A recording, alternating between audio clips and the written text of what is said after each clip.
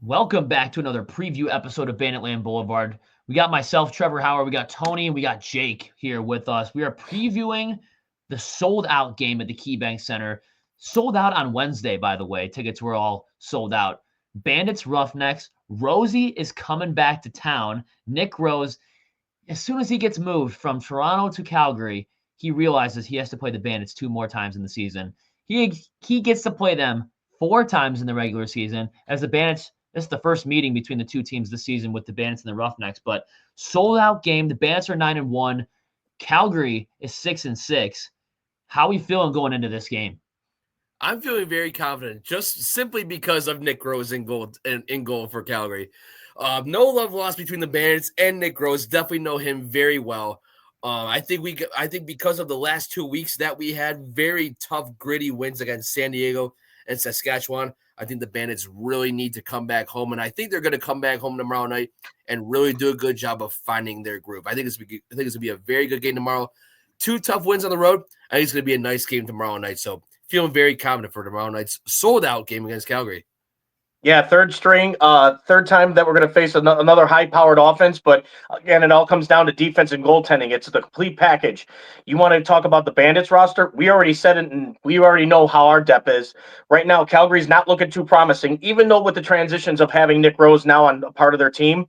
But again, we have his number when it's crucial to have his number. We know when to shoot low. We know where to go on Nick. The thing is now, can they handle the Buffalo Bandits' offensive power? And it's going to be a true test for Calgary. But I don't take any team lightly, no matter how bad or how good they are. 6-6 is still a dangerous record, no matter how close we're getting close to the end of the season. So don't take this team too lightly. Yeah, this is a team that the Bandits should absolutely know how to beat, though. I mean, when you talk about a 500 team like Calgary, they are absolutely at 500. They have 151 goals for and 151 goals against, and they have a 6-6 record. It doesn't get much more closer than that. They're tied on all cylinders there. There are definitely a few players to watch, and definitely a lot of keys to the game for a Bandits victory. The one thing there should be blood in the water for the Bandits. I don't have a key defensive player to watch for the Calgary Roughnecks at all. I think their defense is the reason why they have lost 6 games, and I think their offense has been the reason why they have won 6 games. It's the defense. The Bandits have seen much better talent this season alone, defensively, and I think the Bandits, with their offensive power, with the way that these guys get transition goals, and the way these guys move up the floor, I think they can really exploit that weak defense that Calgary has. Yeah, exactly. There's no disrespect to Calgary's defense. I'm just not too familiar with the guys that they have on the defensive side of the ball. So that just means that the proven offensive threats that we have on the Bandits, that should be, like you said, Trev, that should be blood in the water for these guys. It should be blood in the water for Byrne and Smith and Chase and Chris Kluche and Dahoka. Everybody on offense, even Ian McKay. I'm sure he's going to get some reps on offense tomorrow night too. So, and we know Nick Rose very well. So this should be blood in the water for us as far as Calgary's defense and goaltending is concerned. Should definitely lead to a good night for our offense. It should show how dominant that they are. And I think what the Bandits should do offensively too is keep the secondary scoring going. Nanakoke, Fraser, Buchanan, I'm telling you, those guys, if they get hot, and Dane Smith and Josh Byrne don't have to have that heavy load to do all the scoring and the possibilities of making helping the offense win this game for them, if they just spread it out and just evenly smooth sailing for these guys. But again, you got to go out there and make a statement. For every team that faces you, you have to make sure to let them know who the damn best lacrosse team is in this league right now, and that is the Buffalo Bandits. Yeah, and I mean, I feel like the tides have kind of turned over the last couple of years. I remember Calgary used to dominate this team, especially on the grandest stage. 2004, a year the Bandits overachieved, went 8-8, lost in the finals. Tracy Kelusky had the game of his life and won NLL Finals MVP against us. 2019, the Bandits were way in over their head. They walked into that series thinking that they're you-know-what don't stink. If anyone's listening, I hope that's Sean Evans, because I think he was the ringleader of that team, of the 2019 team. Yes. He was the vet. If anyone was at that game 1 where they played Calgary, Sean Evans ball hog. I mean, that's just kind of what I'm going to take away from that. We have a much more sound offense now than we did back in 2019. That team was super, super young as well. And rightfully so. They walked in like their you-know-what didn't stink. They thought that Calgary was just going to roll over. I thought Buffalo going into that series was the much better team, but Me too. yeah, they really shocked the world there. But you can also go back to 2021 or late 2021, early in the 2022 season. Tehoka Nanticoke's first game, the Bandits score 16. They score 16 goals. They score 9. Bandits win by 7. Last year, a game to help the Bandits clinch a playoff spot. Wasn't a home field spot just yet, but the clinched game. They beat them 14-7. Another 7-goal victory at the KeyBank Center. Calgary on the road. The Bandits have been playing better there as well in the Saddle Dome, and that's going to be the place where the Bandits play the week after this one. Yep. So the roles have been kind of reversed. Calgary used to dominate this team. Buffalo has really started to come back and starting to own these guys, and I think a big part of that is the departure of Christian Del Bianco. With him not being there, the Bandits are going to swarm all over that. But I think we need to jump into some players to watch for the Calgary Roughnecks, and I'll start first. Yeah, please. Before we even get into anything, don't we have some injury news on the Calgary Roughnecks? We sure do. I checked the injury report earlier today when I was at the gym, and I saw something pretty eye-popping, and it's that Dane Dobbie, one of Calgary's top forwards, is listed as doubtful on the injury report. Dane Dobbie, a thorn in the Buffalo Bandits side. I'm going to catch you guys. I mean, you guys know the usual suspects on the Calgary Roughnecks. We don't have sure do. Dane Dobbie because if he's not going to play, there's really no point in talking about him for a good excess of time. But I'm going to go with the guy who is very under the radar, built like a building, and also knows how to make lives a living hell for the Buffalo Bandits. And that's Tyler Pace, an absolute unit, a tower of a human being. They labeled him as a forward, but I know that he plays out of the transition sometimes, lays big body checks. I know he scored a couple goals the last time the Bandits played the Roughnecks. Look out for a big screen guy in front of the net like Tyler Pace. Yeah, for sure. And if Dane Dobbie is out, if Dane Dobbie is not going to be playing for tomorrow night, you're going to want to take a big look at Curtis Dixon. That's my player to watch. Obviously, he is the centerpiece of the Calgary offense. Curtis Dixon this year, even though he's not a young gun anymore, but he's still doing his thing. He's played 12 games so far this year. He's good for 33 goals and 43 assists. That's good for 76 points in 12 games. That is your typical Curtis Dixon caliber year. He also leads the entire team in shots on goal with a total of 133. That's a hell of a lot of shots. And yep. I don't think Josh Byrne nor Dane Smith, I don't think they have eclipsed the 100 mark yet. I'm checking the stats right now. They I don't think so. Dane is at 84 and Josh is at 84. So that's a lot of shots for Curtis Dixon. So they rely on him heavy for the offense. If Dane Dobbie is out for tomorrow night's game, I expect a heavy workload on the offense for Curtis Dixon. So definitely take a watch at him for sure. Yeah, well, for me, I'd have to say you got to look under the radar, and sometimes those unsung heroes that come out of the shadows is I'm going to say Jesse King. Yeah. King is one of those guys that who gel with Tyler Pace when Dixon and when Dobbie was not even there, and those guys were flourishing goals left and right. And you got to also remember that if they have to go back to that and not have Dixon take all the weight of the shots for that team, those three itself are pretty dangerous itself. So you got to make sure to maintain, hold the fort down and keep those three in check. If you even allow them only a goal or two apiece, I'll be happy with that. But again, it's like their secondary compared to our secondary. You got to make sure you got to watch out for that. But Jesse King is under the gun radar, unsung hero in my book, who you have to watch for Calgary's roster. Is he knows how to find goals too, is just as much as Pace and Dixon is. And do we even need to mention the final player? I think we all know 19,070 people are going to be chanting his name and taunting him. Number 66, Nick Rose, in between the pipes. The guy who has seen the Bandits a lot in his years, a guy who I'm convinced checks under his bed every single night to make sure the Bandits aren't there. I mean, this team gives him absolute nightmares. And he realizes now he has to come back to another raucous KeyBank Center. 19,070, all taunting his name at the same time, going up against the same players that have burned him in the past.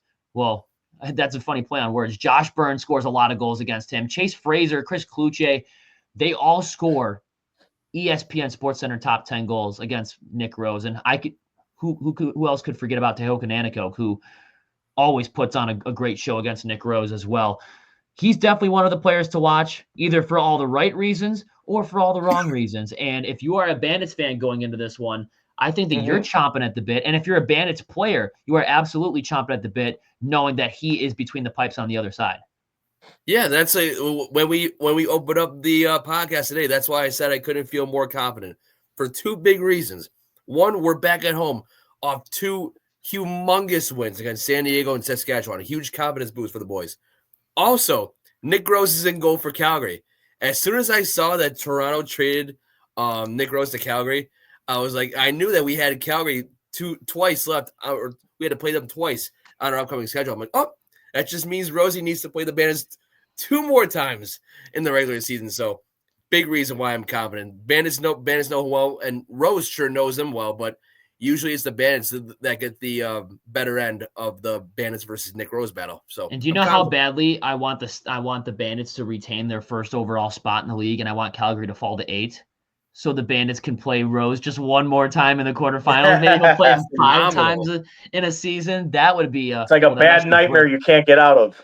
Man, has there ever been a goalie that's lost to the same team 5 times in a calendar season? Probably not. Oh, I'm pretty sure he's not happy with that. No. Well, I will say he lost 4 times last year. They played the Rock twice, and then they played him twice in the playoffs. Correct. This has happened. He's lost 4 straight times to the Bandits in a single season, multiple times, actually. Yeah. Now that I think about it. But looking at the players for Buffalo, we got a roster filled with guys that can make big plays against the Calgary Roughnecks, and a player that's really dominated this team since the very, very beginning. And I'm not just saying this just because I'm a huge fan of his, but he's definitely a player to watch. Tehoka Nanticoke. He started to come back against Saskatchewan. He was scoring some pretty goals in a game where we weren't really seeing a lot of goals being scored. Tehoka Nanticoke is coming back to his full form, and you got Nick Rose on the other side of the net. He scored his first NLL goal against the Calgary Roughnecks back in December of 2021. Look for Tehoka Nanticoke to be a big splash player going into tomorrow night. Absolutely. Jake, what do you got? Let's also look at Ian McKay. Before we hopped on the broadcast today, I was telling Trev and Tony that Josh Byrne was leading this team in goals. And the awesome thing, too, is that Dane Smith is 3rd in goals. Ian McKay is actually 2nd. So Ian McKay has done so much for this team this year, offensively and defensively. I think his number is going to be called for both aspects of the game, offense and defense. Defense for sure. Because Calgary has phenomenal talent on their offensive side of the ball. So we know what McKay can do on offense, and I'm sure he's going to be relied on to try to put some balls in the net, but will not surprise me if he's also relied upon to play some good defense tomorrow night too, because Calgary has a lot of offensive weapons. So look for Ian McKay to potentially have a big night tomorrow, both on the offensive side of the ball and defensively as well. Well, no matter what happens, he'll be seeing the field a lot. He'll be on the field. He'll probably lead the team in time on the field. So he's a Swiss Army knife, man. Yep. I wish he was more appreciated. It's phenomenal. Tony? Yeah, and for me, I'm going to go with my guy that I've been preaching all podcast long for this year, and that's Kyle Buchanan, one of the workhorses in the game, who goes for the loose balls in the offensive zone, who digs deep when he needs to, and he scores the crucial goals when he has to. And, number 91 has really shocked myself, and I'm sure everybody I can agree with, all the other fans that believe in him and believe in the sport and believe in the game itself. And Kyle Buchanan, I know I probably preached, and I hope you're listening to this, and I'm telling you right now, dude, I've got a feeling you're going to have a 10-point night. I got a great feeling this is your game to go all balls out, basically saying you're the next person to look out for instead of having Josh and Dane and Chris do all the workload for us. But you know what? Kyle has proven to time and time again, and I got a great feeling he's going to score 10 points. I didn't say goals. I said total points. So mark that down. But if you want to score 10 goals, we wouldn't be upset by I wouldn't mind. Yeah, I wouldn't mind that either. No, we wouldn't be upset at all. All ESPN goals. Hey, I'll tell you right now, if there's a guy who's scoring 10 goals tomorrow, it's Chase Fraser. Let's be real. Oh, yes. Chase I would like that too. Yeah. Absolutely. God, Chase and Josh might score 10 each, and they'll put up a 20 burger on the Calgary Roughnecks. Wouldn't that be something? A slaughterhouse? Yeah, that would be. Hey, that'd be nice. In front of a sold out 19,070 crowd in Banditland. Hell yeah, man. Hey, you give the fans what they want. You give them a winning product at the KeyBank Center, fans will come out and see it. It's another player that I'm really looking at. I want to see how he comes off of a amazing outing last week. Matt Vince, allowing 7 goals. That was my second option. He is riding high going into this week, looking like 2012 Matt Vince in between the pipes. He looked absolutely phenomenal.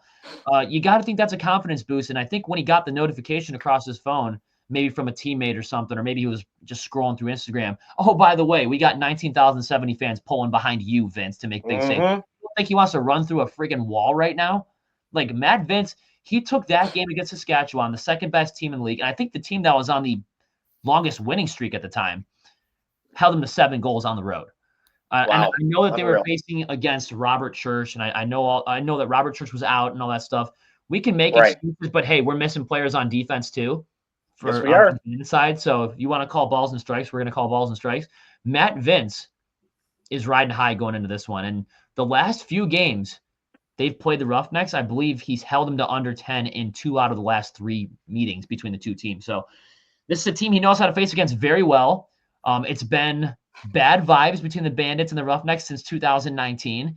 And Matt Vince has, I think he took that loss in the finals personally in 2019. He's like, I'm not going to let this team do this to me again. And even in that game, even in game 1 and game 2, Matt Vince looked great. Just didn't have a lot of offensive support there in that series. But this is a team that he knows how to play very well. I think when he won one of the chip titles with the Rochester Nighthawks, I believe he did beat the Calgary Roughnecks too. So he's seen this team quite a bit. He knows how these guys operate. He's seen Jesse King his entire career. The dude is, how old is Jesse King? He's got to be close to being as old as Matt Vince is. I know. Yeah, I would agree. He's been with the Roughnecks forever. So Matt Vince has been playing in the same league as him for a long time now. He's only 32 years old. So he's probably been in the league for 10 years then probably. Yeah. He's seen him a lot. So about a dozen. Yeah, Matt Vince is definitely one of my players to watch going into this one as well. Well, I'm going to say one thing. It's going to be one of the slobber knockers that I can see it happening again. It could be like a goal. It could be a Seals Bandits Homestead and comes down to the very end for me. But again, depending on how they feel and, health wise and game planning, we'll have to just wait and see till tomorrow. That's right. I hope it's another game like it was last year at home to clinch the playoffs. But I believe it was 9-2 at halftime. Yeah, 14-7 was the final score of that one. Yeah, but wasn't it at halftime? Wasn't it 9-2 or something? Yeah, I was going to say, weren't they up like 6 or 7-0 in the first half? That was crazy. We were having such a good time in that game. It was awesome. Yeah, that was awesome. Keys to victory. I'm going to say the most obvious one. This is the only gripe I have with this team right now that makes me just want to punch a wall. Yeah, the penalties. They need to stop. I was thinking you were leaning towards that. Yes. The penalties absolutely have to stop because Calgary's got a lot of weapons, and especially on that power play, they're going to make you pay. The Bandits are missing Matt Spanger the rest of the year, Dylan Robinson the rest of the year. If you take another penalty, that's another man down, essentially. So you can't stay, I'm looking at you, Priolo, like stay out of the box. 6 PIMs last week. Leader. Not going to cut it, dude. Not going to cut it. You guys got to stay out of the penalty box. Shut your mouth. If you're going to take a penalty, make sure that the other guy's going too, and it's a retaliator. So no stupid penalties. I still can't get over the Ian McKay penalty from a couple weeks ago against San Diego where he just takes a lackadaisical swing at a guy's leg. I'm like, yeah, no lazy penalties either. No penalties at all. I agree. Yeah, we also need to play a very sound defensive game. Like we mentioned earlier on in the podcast, there's so many talented offensive players on the Calgary Roughnecks. So what we need to do is we need to stay clamped on these guys. We need to stay clamped on Calgary's offensive weapons. We need to get in the way. We need to block passes, block shots, get in lanes, intercept passes, play Bandits defense like you know how to do. I understand we have Spanger and Dylan Robinson out. But we have ballers on this roster. We still have Priolo, our leader. We have Paul Dawson, who both those guys transformed the defense last year. We have Justin Martin. We know what he's capable of. Cam White is taking a big step forward. And I want to see a really good game from Zach Belter as well. I want to see a nice, complete, defensively sound game. Block shots, block passes, make life easier for your goaltender, Matt Vince. So, you're also forgetting somebody on defense, too, who's had a good last two games. Taylor Dooley. Unsung hero, Taylor Dooley. Yep, he's had a great last two games. So let's combine all of that together to have a nice defensive game, make life super easy for Matt Vince. Let's cruise our way to victory against Calgary tomorrow night because we know what our offense can do. Let's play very well defense. And my prediction or key to victory is shoot low on Rose. We already know he's a stand-up goaltender. He doesn't like to really move side to side as fast as he used to be. And he never really goes down for the low shots. So keep shooting low to his feet. I guarantee you, the more that you do that and confuse him, then you can do your high over-the-shoulder shots. But until then, keep shooting low on Rose and stay away from that 5-hole because he's actually starting to get better at that. But other than that, go for his feet. That's the only thing I've got against Nick Rose and Calgary. Mean, his first game, he looked decent until that first one went in on the second half, and then it really kind of hit the fan. So he looked all right in his debut. He was kind of riding high. I feel like a change of scenery probably benefits him more than it doesn't. More than anything else, Toronto is a sinking ship right now. Absolutely just firing everyone, selling everyone. Big sellers at the deadline, missing a lot of key forwards. As of this moment right now, I don't even know if Tom Schreiber's even employed with the team anymore. Like, I don't even know what's going on with that roster. And I don't know how long their head coach is going to be sticking around for. But, yeah, I mean, they're in a full fire sale. He needed a change of scenery. He's been stuck on that team for too long. In nights where he's looked great in Toronto, his team in front of him has completely let him down. His defense has completely melted down. So he needed that. He was riding high into last week, but a big way to get to Nick Rose, like Tony said, shoot low. He never goes down, ever. Never goes down. Shoot it at his cleats. You'll see him kind of move the stick, but he can only move the stick so quickly. He doesn't ever really go down. So, but yeah, he has been closing up the 5-hole a lot. You look at Calgary's defense, I think even without Matt Spanger and without Dylan Robinson, the Bandits have a much better defense than the Roughnecks have. Yeah. You gotta make that defense a living hell. Make them just win them every single time. And how do you do that? What's the biggest way to do that? Get a lot of shots off. I have another key here that's kind of related to possessions. I don't even know who their face-off guy is. Connor Farrell got to have a good night. You got to win a lot of face-offs. You got to have a lot of possessions, tire them out. You got to jump on loose balls. This is something that the Bandits have been struggling over the past couple weeks. They've been getting too, I don't want to say lazy, but they've been getting beat to the ball a lot for those loose balls. Get the shot off. If Rose makes the save, get it back, reset the shot clock. And just keep doing that. You are going to tire them out. You're going to have a huge lead. Not really huge. You're going to have a sizable lead. And I don't know if Calgary has the weapons to fight back, claw back against a great offensive power in the Bandits and a great goalie like Matt Vince. Trev, can we go back to faceoffs really quick? Sure. Yeah, sure. So this guy, Justin Inacio, I think that's how you say his name is. This guy's actually been very good at the faceoff dot. 215 out of 343 faceoffs won. That's 63%. Yep. Pretty good. So Connor Farrell has got to be on it tomorrow as well. So no disrespect to Justin Inacio. He was actually, fun fact, he was just signed by the Carolina Chaos, I think, maybe either earlier this morning or yesterday. So no, it's funny because it's no disrespect to him because we didn't know that he was on the Roughnecks, but he's a damn good player. So Farrell's got to be on it because why? More faceoffs equals more possessions equals more shot attempts and goals. But it is funny. Right. Connor Farrell had a better night against TD Earling than he did against whoever was taking faceoffs for the Rush. So he kind of steps up his competition when he knows his competition is good, or at least at his level or better. And I'm not entirely surprised too, because when was the last time that we played lacrosse in Saskatchewan? It's got to go. No, you got to go back to Josh Burns' overtime goal in 2020 or 2019, whatever year it was. Ago. Yeah. So it's a much different environment and arena than we're used to playing. So That's another reason why I'm not all that surprised it was, as low a scoring as it was. But you know what? At the end of the day, they don't ask how. They just ask how many, and we're 9-1 right now. We're gonna get That's right. a big win tomorrow. So I'm pumped. I'm ready to go. It's gonna be great. I'm just saying, Dane Smith. I know that we moved on from our key or our players to watch.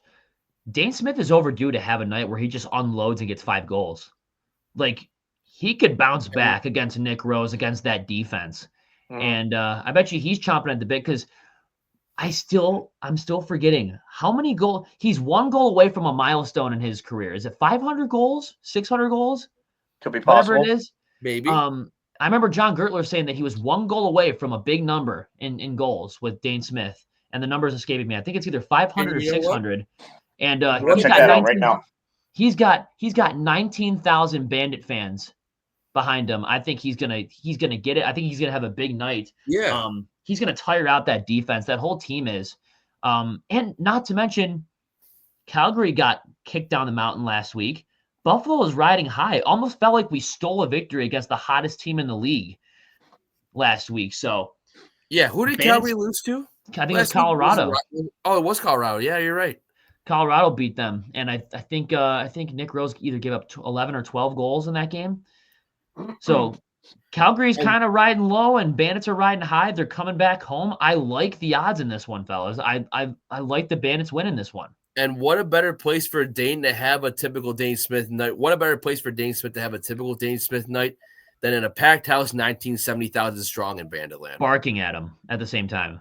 Absolutely. So is it safe to say we can go on to our score predictions? I'd say so. What are we thinking? I mean, we all got Bandits victories, and spoiler alert if you didn't get that from what I previously said before. I do feel good about the Bandits going into this one. If they win this game, they get MOE'S. They get double-digit wins. 10 wins. I think everyone should get MOE'S if they go 10-1 to start off the year through their first 11 games. But I think the Bandits win this one, and I think it's a sizable one. I got the Bandits winning this one 14-8 over the Calgary Roughnecks. Nice. Jake, what do you got, bud? I think Calgary. Calgary will get to double digits as well in terms of goals, but I think we'll keep them at 10. But we're gonna have quite a lead. I think it's gonna be a sizable victory too. I'm gonna go with 16-10. Big win for us tomorrow. Well, knowing how the defense has been and this team's 6-6. They still find a way to score goals, and they have 7 more than we do at the moment. But again, we still have 2 games still to catch up against Calgary. So what does that tell you about our offense? We're scary. So after saying that, and after how our defense is held to 102 goals allowed in only 10 games, so that's only giving up like 10.1 or 2 per game. So which has got to be top 3 in the league easily. Guys, I'm going to say this out on a limb, and I've been pretty close for the last few weeks, except I didn't get the score predict against the Rush, which I would have never thought both teams would be under 10. But that being said, it is going to be another Bandits victory, and I've got a feeling it's going to be pretty damn good and big for the Bandits. So that being said, Bandits 15, Calgary 9. Okay, good. That was my first prediction, Tony. I'm like, I think Calgary's going to get 10. So I'm like, if Calgary's getting 10, I'm going to give another goal to the Bandits. So wait a minute. We all 15-9. have 6 goal victories against the Roughnecks. 14-8, 16-10, 15-9. So we're all in the same ballpark. We're all in the same ballpark, yeah. Yep. All 6 goal victories. All right. Oh, you know what? I'll take that. Matt Vince. Yes. I don't think it's unusual of him to hold another team to under 10 goals in back-to-back weeks. I don't think it's unusual at all. No. Not And you're coming home to a sold-out crowd. You're going to put on a show. I'll tell you that right now. Yeah, the fact that this game was sold out on a Wednesday. When was the last time that happened? Love it. Love it. Like sometimes you would get the notification, oh, by the way, we're sold out the day before a game, not the Wednesday before a Saturday game. 3 nights before. It's absolutely nuts. And keep in mind, if you guys are going to the game, it is a 6:30 face-off, not a 7:30 face-off. Get there, 4:30, 5 o'clock, whatever. It is not 7:30, so I don't want to see half the building walk in. Oh, I thought it was a 7:30 game. No, it is a 6:30 game. Everybody be in their seats, be super, super loud by like 6:15. We'll be in great shape. Give Rose hell. We're gonna give Rosie hell tomorrow night. Yep, be in your seats by 6:15. I'll be in the press box by 6. Don't you worry about a thing. So we'll be up there. I think I got a great feeling about this one. I can smell 10-1. It's just the Bandits gotta lock it down and get her done. They will. Agreed. Yep, they sure will. You can't tell me that they're going to lose in front of 19,070 after 2 big wins on the road. They got this, and I don't think there needs to be much more explanation about it. They got it. We know how good this team is. They're going to get it done tomorrow. Yes, they will. Yeah, and then there's going to be some serious blood in the water because quick turnaround. You got to play them again next time on the road in the Saddle Dome the week after. So it is a quick turnaround. You got the Bandits and the Roughnecks on the 8th, and then you have on the 15th, or maybe it's Steve Austin Day. I don't remember. They're going to the Saddle Dome and they're playing the Roughnecks.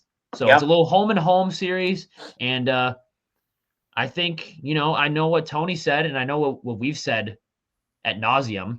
You can't take any team lightly, but I feel like it's only logical. If you beat San Diego on the road and you beat Saskatchewan on the road in back-to-back weeks, it only makes logical sense that you beat the Roughnecks at home. Exactly, and I couldn't agree more. But yeah, don't want to take any other team lightly. Nick Rose, get some good sleep tonight, man, because it might be a long night. Might be a tough one. Might be a tough one if he can sleep. I don't know his preparation before they play the Bandits. Before he plays the Bandits, I don't know what his preparation. Can't be like ours. It can't be like our thing that we say is just don't suck, because we know he does. Yeah, maybe we got to get Tehoka Nanakok in that locker room, and maybe he can give him a pep talk or something. Yeah, just don't suck. I think Tehoka Nanakok once said. So. Scared the shit right out of him. We don't need to give Nick Rose any advice. We just need him to go into every Bandits game thinking, oh shit, I gotta play these guys again. Well, I mean, he's lost to the Bandits. How many times do you think he's lost to the Bandits in the last 4 years? Well, hold on. Let's do at least more than a dozen. Yeah, you guys. Yeah, he hasn't won a game against us since we got smacked in Toronto on live TV, April 1st. Yeah. Leave it to April Fool's Day for Nick Rose to get a freaking win against us. Yeah, right. Yeah, that's hilarious, right? But let me see. We can do math real quick. So 3 after COVID. Let's do after COVID. We're going back a little bit. So we lost 1 in 22 on the road. They were wearing the Rock were wearing those stupid gold jerseys that I no fans. Oh, I remember that. No fans. Yep. They beat them at home. They beat them twice in the playoffs. That's 3. 2023 swept them, right? All 4 games? No, we lost because we lost the one. We got smacked in Toronto that one night too. That's 6. So they won 3 plus 3, 6. And then 2024, that's a clean sweep. Yep. 4.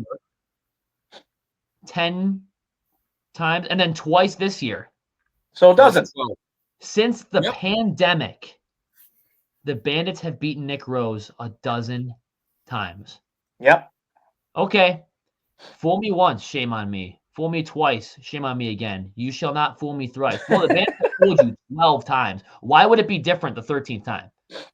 Let's be real. Well, it's not. It's not going to be different. I mean, he's won 2 games since. So he has a 2-12 record against the Bandits post-COVID. So we had a whole pandemic, and then 14 games were played, and he has a 2-12 record. I like those odds. If I'm a Bandits fan, I like those odds if I'm a Bandits player. I do too. I don't think he stands a chance, and he's probably going, oh, Jesus, just let me at least survive. Let me at least walk out of Buffalo alive, and I wouldn't care if I lost the game. Get me through these next 2 weeks, damn it. Get me through these next 2 weeks, for the love of God. Good luck, Rosie. You're going to have a hard time against the men in orange and black. Oh, you're going to hear your name, Rosie, multiple times. I wonder how pissed he was when he found out the game was a sellout. I wonder how pissed he was. No, he's probably like, sweet, I get to go to Calgary, change of scenery. We have a shot off the chip. Damn it, I got to play the Bandits 2 more times. Exactly. That was his reaction, 1,000%. And again, I'm going to ask, I wonder how pissed he was when he found out on Wednesday that it was a sellout in Buffalo on Saturday night. He's probably like, you know what? Like, I expect it. At this point, he's just like, whatever. If you're Nick Rose, I get it if you don't like facing against the team, but how could you not love listening to your name being, the fans chanting your name? I know that they're taunting your name, but oh yeah. The fans love Cannot you, wait. but not for My the voice reasons is that going to you be think. gone. Yep. Mine too. The fans love saying your name, but it's not for any good reason, Nick. But you got to think, No. if you're a goalie in that situation, you're probably like, this is a pretty freaking sweet atmosphere. Like, this is awesome. And Calgary, when they play in the Saddle Dome, it's so much better than that, whatever that arena is that they play in Mississauga for the Toronto Rock. Oh, Like the Saddle Dome is legendary. Yeah, Yeah. the Saddle Dome has had legendary moments in that building in all different sports. Yep. I don't even know what that 5,000 seat arena is in Toronto. So if anything, they really freed Nick Rose. But I got a good feeling for the Bandits this weekend, guys. Yep, me too. So I think Nothing with that much more I said, can say. We're gonna win big tomorrow night. Buffalo Calgary, what once used to be, I think, a rivalry between these two teams, it has really kind of cooled off. But with Nick Rose joining the team, I don't know, maybe the rivalry's back on. But maybe it's back. Tony, you see the bottom of the screen. Time to shout out the sponsors. Yes, sir. We'd like to thank our main sponsor, Mitchell's Tavern, at 734 Sheridan Drive in Tonawanda, New York, who we also like to say thank you to Connor Farrell for, going there yesterday, signing a few autographs. The milkman was present. Mitchell's We Tavern could not is damn agree good more too. that now he knows what Mitchell's Taverns is all about. If you guys never been there before and you would like to try something new, yes, it's a bar. Yes, they have bar food, but they have different bar food. And I guarantee you, folks, please mention Banditland Boulevard, Jake down low, Trevor over here, and myself included, and go there and experience it yourself. You got great food, amazing service. They will treat you like family. Also, we'd like to thank our other sponsor is Herney's Journeys. If you guys want to book your next adventure going to either a cruise or any vacation spot, please contact Suzanne Pike at herneysjourneys.com. Let her book your next big adventure. Also, we'd like to thank those who are watching us here on YouTube. Give us that like, give us that subscribe, and hit that notification bell for every time you want to hear about Buffalo Bandits Lacrosse on Banditland Boulevard live on YouTube. Also, we'd like to thank those who listen in on every device known to man, your phone, your tablet, your radio station, on Spotify. Give us that 5-star rating that we've been nonstop talking about the best team in National Lacrosse League, your Buffalo Bandits. And Tony, do we want to leak out the potential information? If not, we could always just leave it as a mystery for our fan base. But in about a month or so on April Fool's Day, it's not a fool. It's not a joke. It's not a joke. There are rumblings. There are talks in the works with one of our sponsors, Mitchell's Tavern. Yep. And a certain somebody there will be enjoying some food. And we might get a quick interview with him for a potential live show. Do we want to leak this out, Tony? I don't What's know. That? I said, do we want to what? Want to leak this out, or do we want to leave it up for interpretation for the fans? I mean, it's up to you. I mean, I don't care about saying it. I said, do we want to leak this out? Yeah, why not? Yeah, I can hear you. I was gonna say, leak it because Josh Byrne's going to be there. Hey, Josh Byrne's going to be there. Yep. I got a word from the owner himself that he is setting the plan in motion to have Josh Byrne there 6:30 p.m. to 7:45 on a Tuesday. Have him live signing the first, possibly the first one autograph for free. If you're going to bring more than one, it's going to be depending on price that he's going to make. But until I get further review and further notice about the details itself, but guys, if you want to check out Josh Byrne to come up to Mitchell's Tavern, mark it down Tuesday, April 1st of 2025. He will be there at 6:30 p.m. to 7:45 p.m.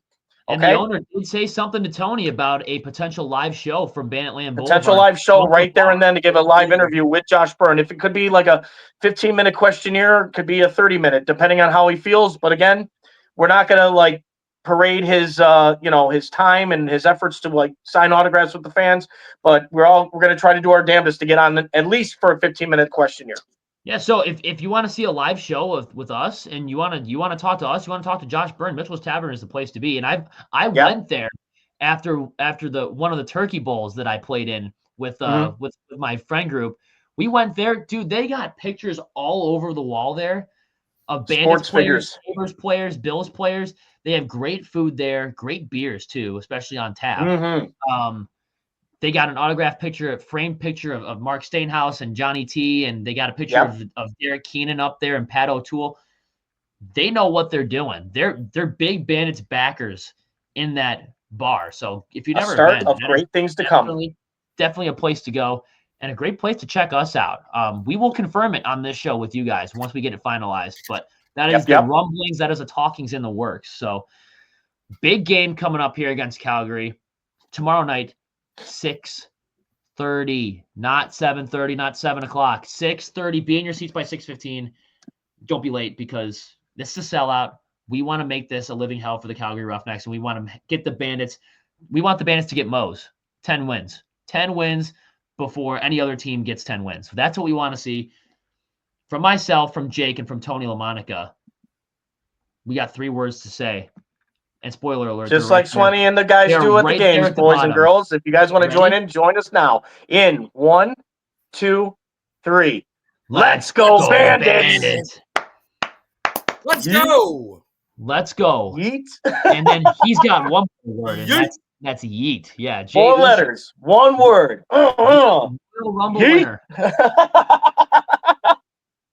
Whoa, we got ourselves a Royal Rumble win of our own. Yes, we do. And that's the 3rd straight title, and that starts with a big win over the Calgary Roughnecks. So let's go, Bandits. We'll see you there.